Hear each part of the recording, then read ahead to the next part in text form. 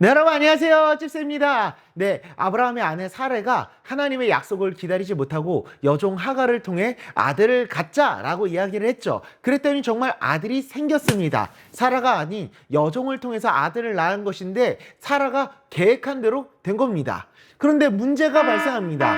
아들을 갖게 된 여종 하갈이 주인 사레를 무시하는 겁니다. 여기서 멸시하다라는 말은 가볍게 여기다, 좀 더 나아가서 저주하다하고 같은 의미의 말입니다. 여종 하갈이 주인 사레를 완전히 무시하면서 무슨 취급을 하면서 무시해버리고 있었다라는 것이죠. 자기는 아들을 가졌고 너는 못 가졌다 이겁니다. 그런데 여종이랑 주인이랑 싸우면은 누가 이기겠습니까? 당연히 주인이 이기겠죠. 그래서 하갈이 자기 아들이랑 같이 도망을 갑니다. 너무 힘들고 마음이 아파서 그냥 그곳을 박차고 뛰쳐나온 겁니다. 이건 뭐 하갈 입장에서도 가슴 아픈 일이고 사례 입장에서도 가슴 아픈 일이 아닐 수가 없습니다. 우리가 예전에 이야기를 나눠봤었던 것처럼 하나님께서 원하시는 방법이 아니라 다른 길을 우리가 선택을 하게 될 때 우리는 경험하지 않아도 되는 문제를 경험하게 될 수 있다는 겁니다. 사레와 하갈 사이에 큰 다툼이 일어나게 되고 이후에는 이스마엘로 인해 가지고 또 다른 문제가 발생하기도 하는데 하나님의 약속을 기다리지 못하고 인간적인 방법을 택한 큰 결과와 문제가 발생하게 된 겁니다. 하나님의 말씀을 거역한 죄에 대한 결과, 아브라함이 그 전에 이집트로 내려갔던 것은 그의 연약함 때문이었습니다. 하지만 이번에는 하나님의 말씀을 기다리지 못해서 생긴, 순종하지 못해서 생긴, 그래서 인간적인 방법을 택하려고 했었던 그 결과였었습니다.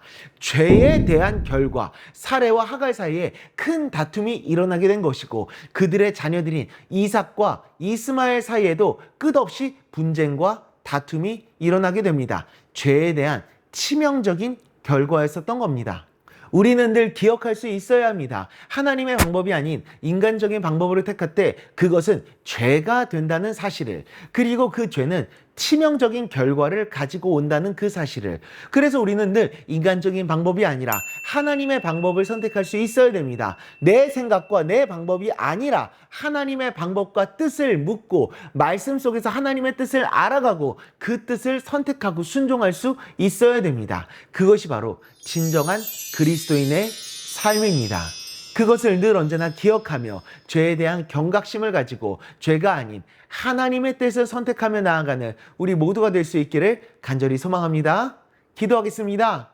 아버지 하나님, 사례가 인간적인 방법을 택하게 돼서 겪지 않아도 될 문제와 아픔을 겪게 되었었던 것처럼 우리들이 하나님의 뜻에 순종하지 못하고 인간적인 방법을 택할 때 겪지 않아도 될 문제와 아픔을 경험하게 될 수 있다는 사실을 오늘 우리가 다시 한번 나누었습니다. 주님, 하나님의 뜻을 선택하겠습니다. 죄가 아닌, 불순종이 아닌 순종과 하나님의 뜻을 선택하는 삶을 살아가겠습니다. 주님, 그때 내 삶 가운데 아버지 하나님의 은혜와 돌보심을 누리는 삶을 살아갈 수 있도록 은혜 베풀어 주시고 내가 늘 하나님의 뜻을 선택할 수 있는 굳건한 마음을 가질 수 있도록 주님 은혜 내려 주시옵소서. 예수님의 이름으로 기도드리옵나이다. 아멘.